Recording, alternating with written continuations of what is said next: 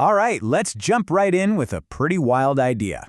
What if God, the author of, well, everything, didn't just direct the story from behind the curtain? What if he actually wrote himself into the play as one of the main characters? That's the huge concept we're digging into today. You know, for a lot of people, and this includes skeptics and even some believers, the popular image of Jesus is kind of soft, right? He's this gentle teacher with some nice ideas, almost like a mythical caricature. But what if that version we all know is just a massive misreading of the actual text? Because when you actually do a plain reading of the Gospels, that caricature just gets completely dismantled. It reveals someone, well, someone totally different, someone way more formidable. What the source material argues is that Jesus is a hyper-strategist, a master of what it calls jurisdictional warfare. Basically, he uses the laws, the logic, and the rules of his opponents against them to create these brilliant, inescapable traps. He's not just a teacher, he's a master tactician. Just think about some of these stories you probably know. The whole coin for Caesar bit, the woman at the well, the healing on the Sabbath. These are not just simple little morality tales. No, they're presented as these perfect, intellectually airtight traps. Like when they ask him about paying taxes to Rome.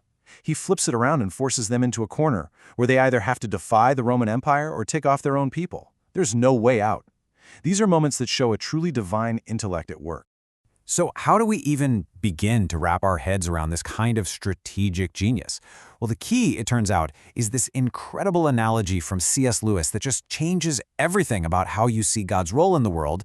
And here it is. It's the whole idea of the incarnation. See, a divine author who actually respects the free will of his characters isn't just going to sit back and pull strings like a puppet master. No way. In what has to be the most high-effort move imaginable, he writes himself into the story. He becomes a character to engage with the plot, from the inside.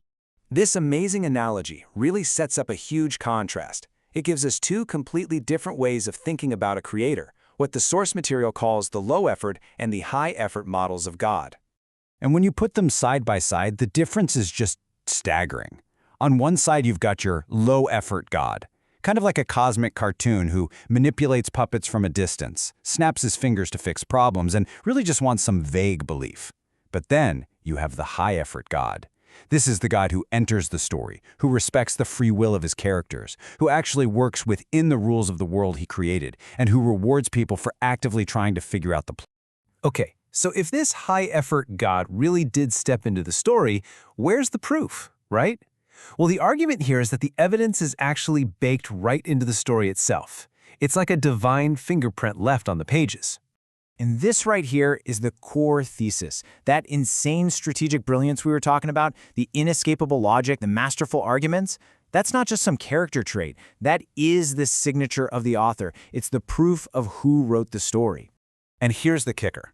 The argument is that the level of complexity, the sheer intellectual depth of Jesus' actions and words in the Gospels, it's so profound that it would be impossible for any human author to just make it up.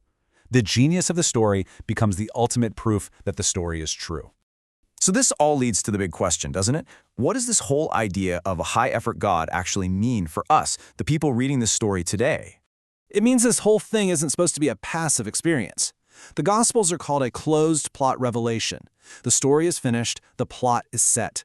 But to really get it, to understand what's going on, you can't just be a spectator in the audience. You have to get in there and actively seek out the author. And this isn't just a modern idea. It's grounded right in Scripture. Hebrews 11:6 says God is a rewarder of those who seek him. You see? The seeking, that's the high-effort part from us. And the reward, that's getting to understand the plot. And this whole thing has a really fascinating dynamic. The Bible suggests that truth isn't just given out freely to everybody. It's strategically revealed to the people who are genuinely looking for it. And at the same time, it's concealed from people who are just mocking or aren't taking it seriously. It's for those who have, as it says, ears to hear. And so, this entire idea, this whole explainer, it really all boils down to one very personal question for you. If the author really did write himself into the play, and if he's revealing himself through the absolute genius of the story, are you willing to put in the effort to seek him?